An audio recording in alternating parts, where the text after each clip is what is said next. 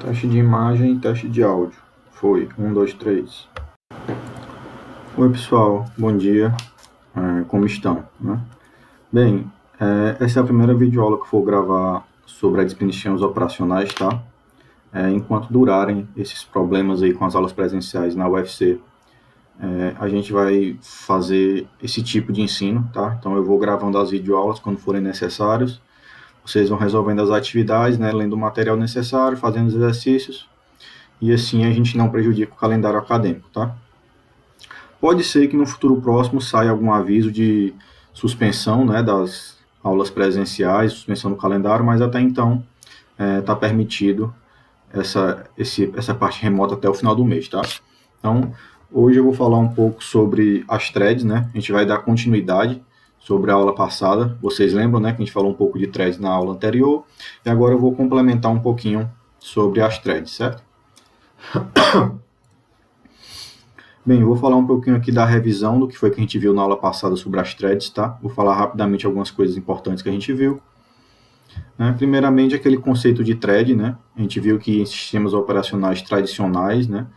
Você tem processos e tem threads, aí cada processo ele tem um espaço de endereçamento único e um único thread de controle, né? Ou seja, então é um processo monothread, né? Então ele só tem uma única linha de execução, certo?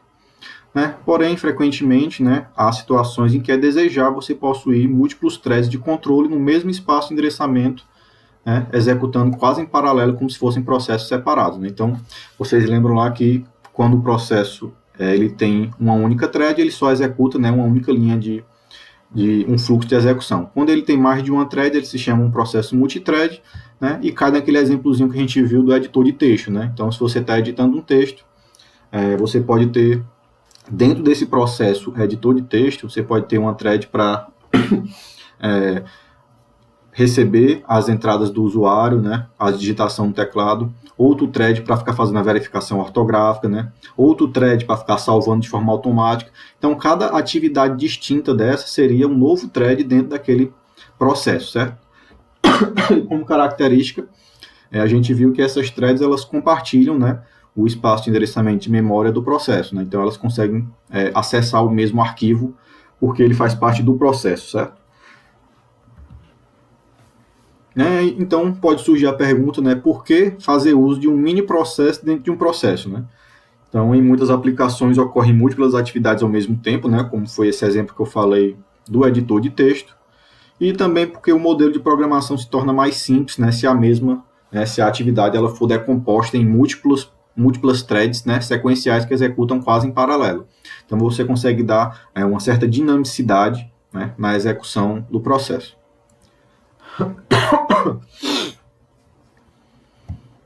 Certo? Então, um pouco sobre o conceito de threads.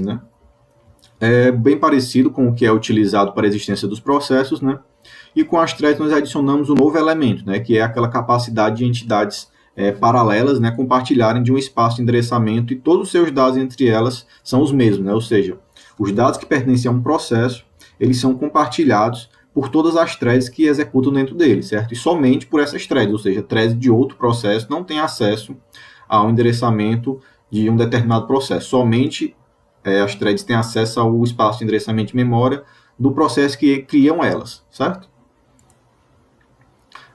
E vale ressaltar também que quanto ao desempenho, o uso de threads não resulta em ganho de desempenho quando todos eles são CPU bound, Isso a gente discutiu bastante na aula passada, Porém, quando há uma grande quantidade de computação de entrada e saída, os threads eles permitem que essas atividades se sobreponham, Dessa forma, eles podem acelerar a aplicação, Aí vem aquela perguntinha de novo, o que é o CPU bound e o que é o ES bound? Vocês lembram?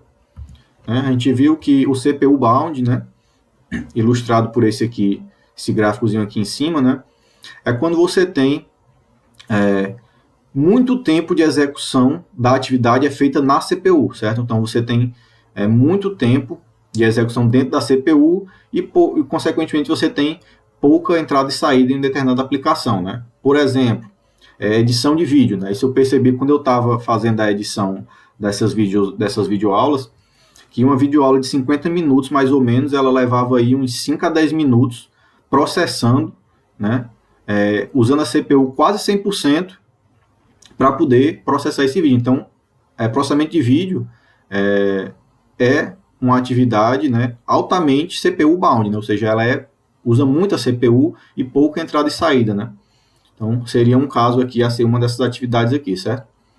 E um outro exemplo, né, que é uma aplicação de ES-bound, né, quando você tem pouco uso de CPU, né, e você tem muita espera aqui entre as atividades, que é o tempo que a CPU fica ociosa, certo? Então, esse preenchidozinho aqui, e aqui, e aqui, certo? É o uso da CPU, certo? Então, em um processo CPU bound, você tem um grande uso da CPU, e nos ES bound você tem pouco uso da CPU, e, consequentemente, você tem muito atraso, né, muita espera por entrada e saída, certo?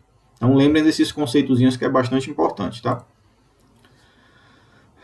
Né, dando prosseguimento, né, a thread ela é uma unidade básica de uso da CPU, né, onde cada thread é composta por um identificador, um contador de programa, um conjunto de registradores, né, e uma pilha, certo? Então, eles compartilham com as demais threads o código-fonte e os dados e outros recursos de alto nível que são atribuídos ao processo dono das threads em questão, né? Então, o identificador é aquele recurso, né, ou aquele número que é utilizado para identificar unicamente aquela thread, certo? Dentro e fora do processo, né? Um contador de programa, né? Lembra que o contador de programa é a variávelzinha lá que guarda a próxima execução, a próxima instrução que vai ser executada do programa, né? Ou seja, qual é a próxima etapa que o programa vai executar, né? E tem também um conjunto de registradores, né, para fazer armazenamento de memória e a pilha de onde ele vai tirando as instruções, né? Então a gente viu que eles compartilham, né, os recursos do processo, certo? E somente os recursos do processo é que são compartilhados com essas threads, né? Do processo que cria as threads, certo? Somente este. A gente viu também a máquina de estado dos processos, né? E a gente viu que é bastante similar ao das threads, né, na aula passada. E os principais estados são aquele em execução, bloqueado, pronto e finalizado, né? Quando no estado em execução o thread está realmente ativo no processador, né? Ou seja, ele está fazendo uso da CPU, está sendo executado dentro da CPU. No estado bloqueado, né, o thread está aguardando por algum evento que o desbloqueie, né? Ou seja, ele pode estar esperando algum arquivo lá da memória secundária ou algum dado de outro recurso lá de entrada e saída, né? E quando o thread está no estado pronto, né, é que ele está escalonado para executar, ou seja, ele tem todos os recursos necessários e logo ele vai se tornar ativo, né? É só surgir um espaço ocioso na CPU e ele vai ser escalonado, certo? E aí, começando o tópico realmente da aula de hoje, né, que a gente vai falar um pouco de como é feito esse processo de criação das threads, e eles são divididos basicamente em threads de espaço do usuário, né, e threads de núcleo, certo? Nós vamos ver cada exemplozinho desse aí, cada categoria dessa, certo? Na primeira parte a gente vai ver a implementação de threads no espaço de usuário, certo? Então, na implementação de threads no espaço de usuário, né, lembre-se desse nomezinho, tá? Espaço de usuário e espaço de núcleo, né? No espaço de usuário, né, todo o pacote de threads ele é feito, né, ele é gerenciado dentro do espaço do usuário, né? O que é que isso quer dizer, né? Ou seja, o núcleo ele não é informado sobre essas threads que executam a nível de usuário, né? Lembra que eu falei lá que um processo ele pode gerenciar as suas próprias threads, né? Então essas threads que são gerenciadas dentro do processo, ou seja, o kernel, né, o core do sistema operacional não tem acesso a essas threads, é o processo que gerencia elas e decide qual vai executar na CPU, né? Então essas são threads de usuário, que executam no espaço do usuário, certo? Né? E uma vantagem é que um pacote de thread de usuário, né, ele pode ser implementado em um sistema operacional que não suporta thread, né? Por exemplo, eu posso ter um processo que ele gerencia 5 threads, né? Ele decide qual das threads vai executar primeiro, em qual ordem, por quanto tempo e etc. E lá na base lá do sistema operacional, ele não sabe qual dessas threads está executando, ele sabe que está executando aquele processo, certo? Quem vai decidir qual instrução ou qual thread vai ser executada é o processo, certo? Então o processo passa essa informação para a CPU e a CPU só executa e ela não tem ciência de se tem 1, 2, 3, 5, 10 ou 50 threads dentro daquele processo, certo? Para ela é um único processo que está executando ali e ela não tem ciência da concorrência que acontece dentro do processo. A vantagem é que um pacote de thread de usuário ele pode ser implementado em sistema operacional que não suporta thread, né, por conta disso que eu falei.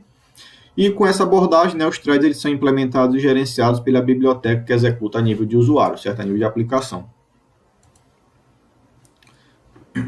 Né? Todas essas implementações elas apresentam a mesma estrutura geral, né? Ou seja, os threads eles executam no topo do sistema denominado sistema de tempo de execução, né?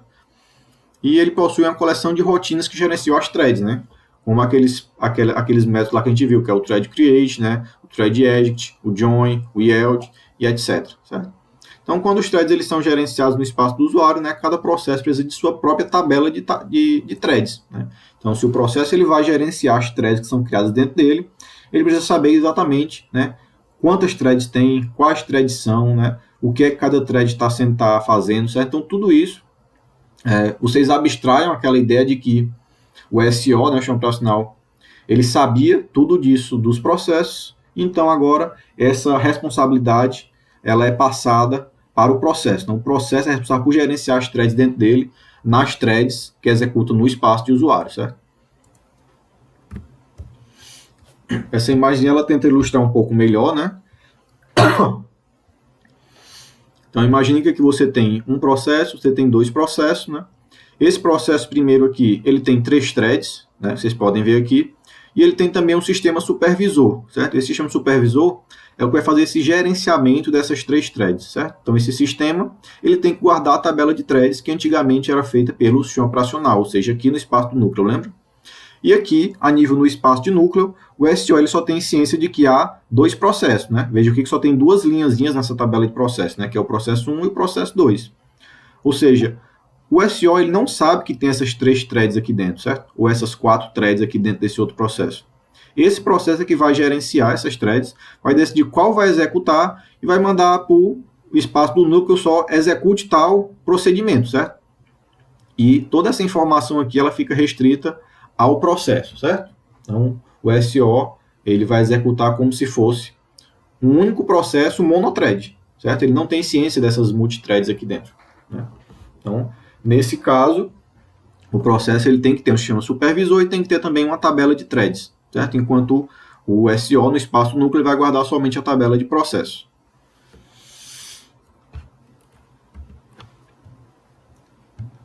Certo? Na tabela de threads, né, ela é gerenciada pelo sistema de tempo de execução, e quando um thread vai para o estado pronto, né, ou bloqueado, a informação necessária para reiniciá-lo, ela tem que ser armazenada em algum lugar, né? Então utiliza-se aquela tabelazinha para armazenar, né, todas as informações da thread para que, se ela for parada, né, ela possa voltar a executar exatamente onde ela parou, certo?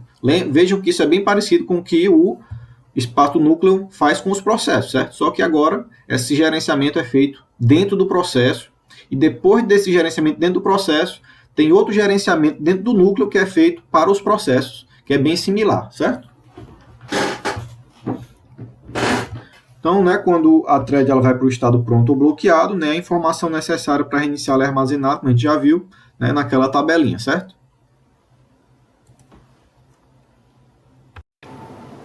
Certo, pessoal, dando continuidade, né, na implementação de threads no espaço do usuário, né, quando um thread ele faz algo que possa bloquear localmente, né, então ele chama a rotina do sistema em tempo de execução, né, avisando que ele vai estar bloqueado, certo?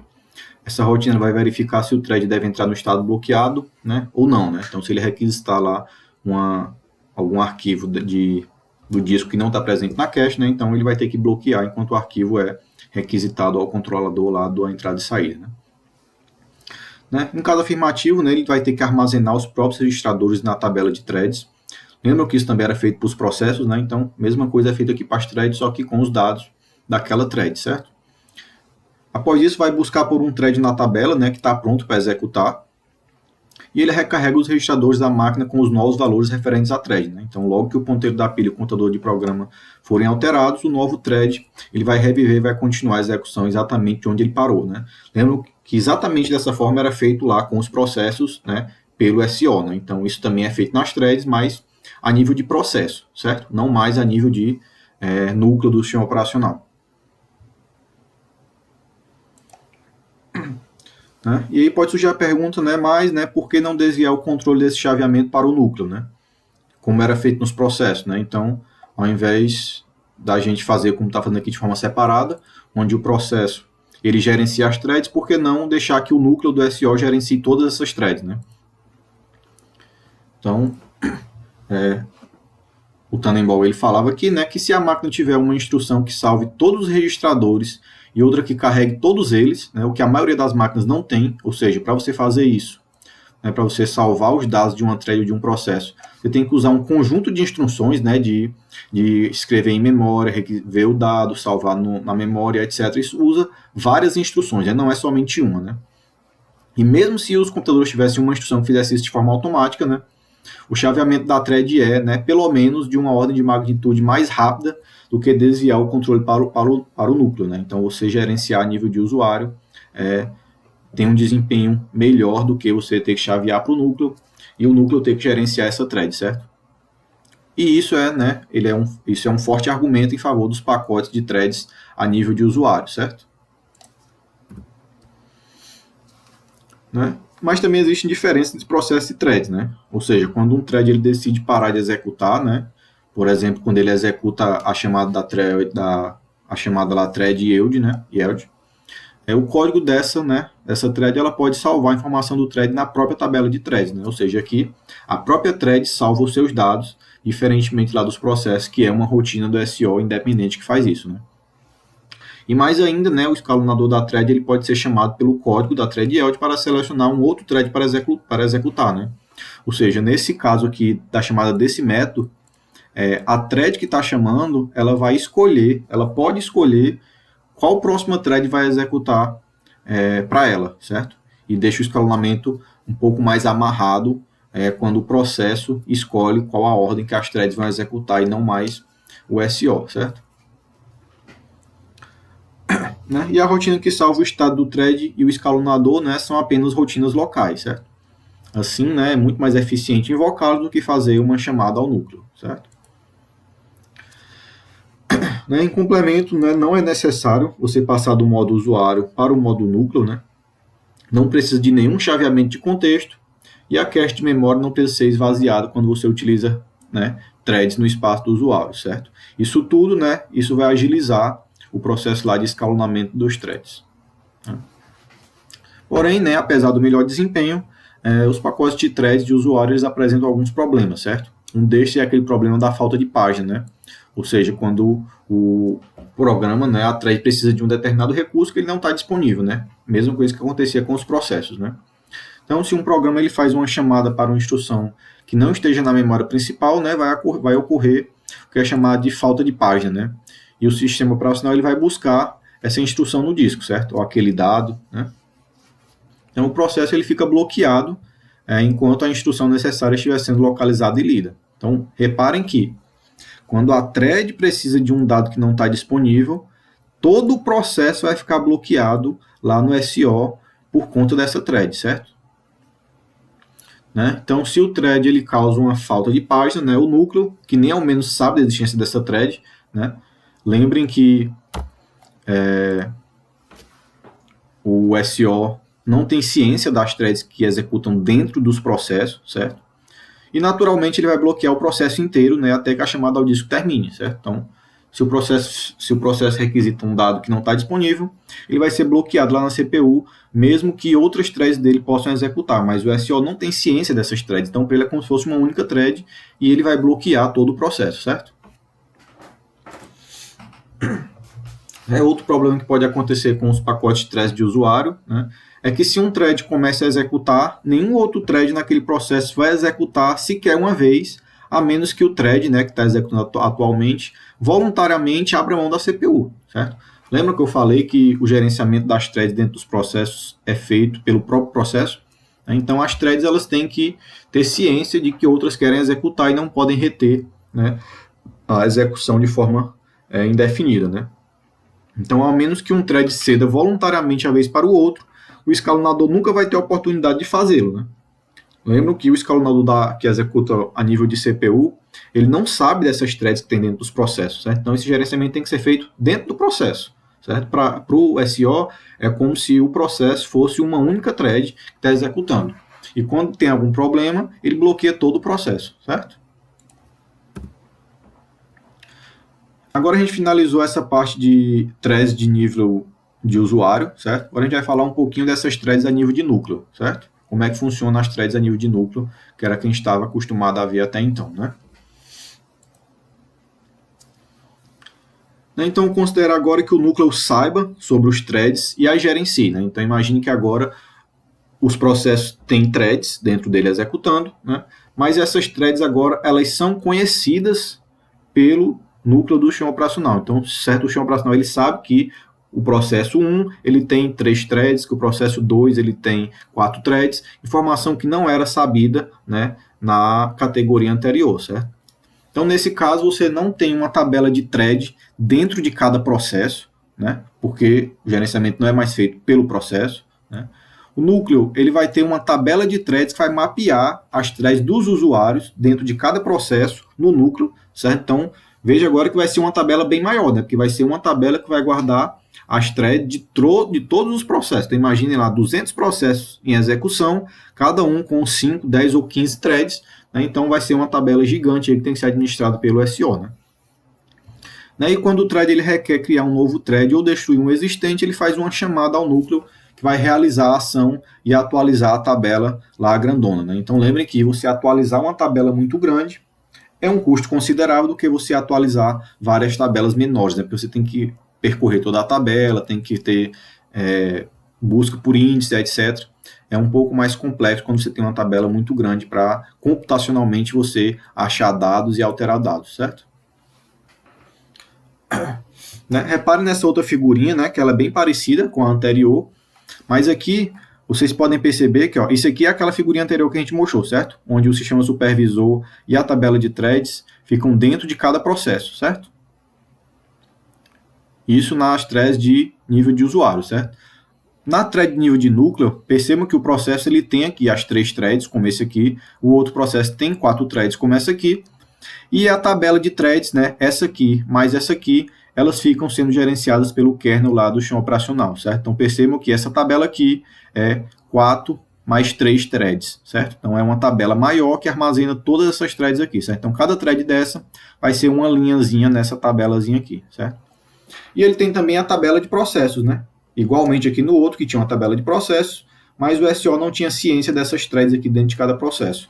Agora o SO ele tem ciência dos processos que estão executando, o processo 1 e o processo 2, ou seja, 2 linhas na tabela, e tem também a tabela de threads, né, que é 4, 5, 6, 7 threads que estão executando dentro desses 2 processos, e ele sabe exatamente onde cada thread dessa está executando dentro do processo, ou seja, tudo é gerenciado aqui pelo kernel do SO, certo?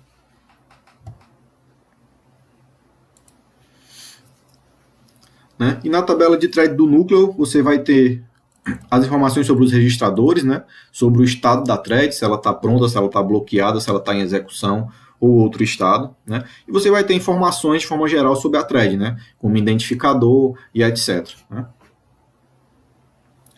Mas atentem que agora todas essas informações elas não são mais armazenadas dentro do processo, elas são armazenadas pelo kernel, certo? Em um espaço reservado para isso, tá? Então essas informações de acesso às threads, elas vão constituir um subconjunto das informações que os núcleos tradicionais mantêm sobre cada um de seus processos, né? E adicionalmente o núcleo ele vai manter a tradicional tabela de processos para o acompanhamento dos processos e das threads de cada processo, tá? Então todas as chamadas que possam bloquear um thread, elas são implementadas como chamadas de sistema, tá? Há um custo consideravelmente maior do que uma chamada para uma rotina do sistema em tempo de execução, a nível de aplicação, a nível de usuário, sem precisar chavear para o modo núcleo, né? E quando um thread ele é bloqueado, né, é a opção do núcleo executar outro thread do mesmo processo. Né? Se alguém estiver pronto, né, alguma thread estiver pronto, ou o thread de outro processo. Né? Então, qual é a diferença com os threads de usuário? Né? Como os threads de usuário, o sistema de tempo de execução mantém os threads do seu próprio processo executando até que o núcleo retire a CPU dele, né? Ou até que não haja mais threads prontos para serem executados, né? Então, por causa desse custo relativamente maior, né, de criar e destruir threads a nível de núcleo, alguns sistemas eles adotam a abordagem mista, né, uma abordagem híbrida. Né? Ou seja, eles podem reciclar os threads. Né? Então, ao invés dele criar e destruir threads com frequência, eles somente desativam as threads, né? E quando eles precisam criar uma nova thread, ao invés de criar, eles reutilizam essa thread atualizando os dados dentro dela, né? Substituindo os valores pelos valores do processamento atual, né? Então, ao ser destruído, um thread ele é marcado como não executável, né? Em vez dele ser realmente destruído, mas as estruturas de dados do núcleo elas não são afetadas, ou seja, ele mantém toda a estrutura da thread, mas ela tem uma nova marcação lá que é chamada não executável, né? Que pode ser um estado dela, né? Pode ser o estado não executável, certo? Então, quando for preciso criar um novo thread, né? Um thread antigo vai ser reativado, porque já está com todas as estruturas prontas e as estruturas são iguais, só vai substituir os valores, né, que são armazenados nessas estruturas de dados. E com isso você economiza, sim, algum processamento, certo? E pode surgir a pergunta, né? A reciclagem de thread também é possível para threads de usuário, né? E a resposta é sim, né? Mas, como nesse caso a sobrecarga do gerenciamento de thread é muito menor, né? Há menos incentivos para que isso de fato aconteça, certo? Então isso acontece mais a nível de threads de núcleo, certo? Então, os threads de núcleo, eles não precisam de nenhuma chamada de sistema não bloqueante, né? E além disso, um thread em um processo, ele causa uma falta de página, né? Ou seja, ele não encontrou o dado necessário para o processamento. Então, o núcleo ele pode facilmente verificar se o processo tem threads para serem executadas usando lá a tabela de threads, não precisa bloquear todo o processo, né? Então, você pode ter uma fluidez maior aqui, porque você não bloqueia todo o processo, somente aquela thread que está esperando uma entrada e saída, certo? E qual é a desvantagem desse processo, né? Então, a principal desvantagem é que o custo de uma chamada de sistema é alto, né? E, portanto, a ocorrência frequente de operações de threads, como criação e término, ela pode causar uma sobrecarga muito maior do sistema, né? Então, você vai ter um gasto maior com gerenciamento, porque você vai ter uma tabela muito grande, com muitas informações, e vai ter que ficar percorrendo essa tabela com frequência. Então, isso pode causar um custo computacional maior do que se você fizer o gerenciamento a nível de usuário, certo? E agora falar um pouquinho da implementação híbrida, certo? Que era essa que a gente já tinha começado aqui, né? Então, houve-se, né? Fizeram um teste em vários modos e tentar combinar as vantagens dos threads de usuário com os threads de núcleo, né? E uma solução é você usar threads de núcleo e então multiplexar, né? Ou seja, relacionar uma thread de núcleo para muitas threads de usuário, né? Sobre algum ou todos os threads, né? Então, o núcleo ele sabe apenas sobre threads de núcleo e escalona-os. E alguns desses threads podem ter multiplexado, né, diversos threads de usuário, certo? Vamos ver uma figurinha no próximo slide que ele vai explicar bem isso aqui, tá? Então, eles são criados, destruídos e escalonados do mesmo modo, certo? Então, o que é que isso quer dizer, né? É que você vai ter threads do núcleo, né? Que você veja que a gente tem duas threads. Então, essas duas threads do núcleo, elas vão ser gerenciadas pelo sistema operacional, porém, você vai ter uma relação aqui de 1 para muitos, ou seja, uma thread no núcleo ela vai representar 3 threads a nível de usuário, certo? Então essas 3 threads elas vão ter que ser executadas de forma linear para que quando chegar aqui, né, as 3 vão ser executadas, mas o processo é que vai decidir qual dessas 3 threads vai executar nessa aqui, certo? Então você tem uma relação aqui de 1 para muitos, onde essas 3 threads elas são gerenciadas para que no final tenha uma única relação aqui na thread de núcleo, né? Isso reduz o espaço de dados que é gerenciado pelo núcleo do SO e melhora um pouco o desempenho, né? Aqui você tem outro mapeamento, né? Essa outra thread ela é mapeada para somente 2 threads de usuário, certo? E assim sucessivamente, né? Reparem que isso é dentro do mesmo processo, certo? E as ativações do escalonador, né? A gente viu que o escalonador é aquele algoritmo, né, que faz o chaveamento das threads, né, ele decide quem vai estar executando, né, quais são as regras de execução, por quanto tempo, né, prioridades, etc. Tudo isso é feito pelo escalonador, certo? Então, embora as threads de núcleo elas sejam melhores, né, que threads de usuário em alguns aspectos, em aspectos bastante relevantes, né, também são indiscutivelmente mais lentas, certo? Por conta dessa troca de chaveamento e etc. Né? E como consequência disso, os pesquisadores têm procurado meios, né, de aperfeiçoar sem desistir de suas boas propriedades. Certo? Então, como pegar o melhor dos dois mundos, né? Como pegar o melhor das threads de usuário e como pegar o melhor das threads de núcleo. Né? Então, as ativações do escalonador, né, que é essa técnica de melhorar, tentar pegar o melhor dos dois mundos, né, ele serve para você imitar as funcionalidades dos threads de núcleo, né, em geral associando os pacotes de threads de usuário. Né? porém com melhor desempenho e maior flexibilidade, certo? Então, quando um thread ele bloqueia, né, em uma chamada de sistema ou em uma falta de página, né, é possível executar outro thread dentro do mesmo processo se houver thread pronto, certo? Então, ele reduz aquele problema lá de que o processo todo é bloqueado se uma thread precisar ficar bloqueada, certo? Então, a eficiência desse método escalonador é conseguida quando você evita transações desnecessárias entre o espaço do núcleo e o espaço do usuário, né? Quando você evita fazer o chaveamento de uma prioridade para outra. Então, o exemplo é que se um thread ele bloqueia, aguardando que outro thread faça algo, né? Não há razão para você envolver o núcleo, né? Isso pode ser resolvido dentro do próprio processo, certo? E o sistema do tempo de execução, né, no espaço do usuário, ele pode bloquear o thread de sincronização e ele mesmo pode escalonar outro, né? Ou seja, o SO ele não vai ter ciência dessa seleção de threads a nível de usuário, certo? Então, isso economiza sobrecarga de transações, né, mudança de chaveamento de operações de modo núcleo para modo usuário.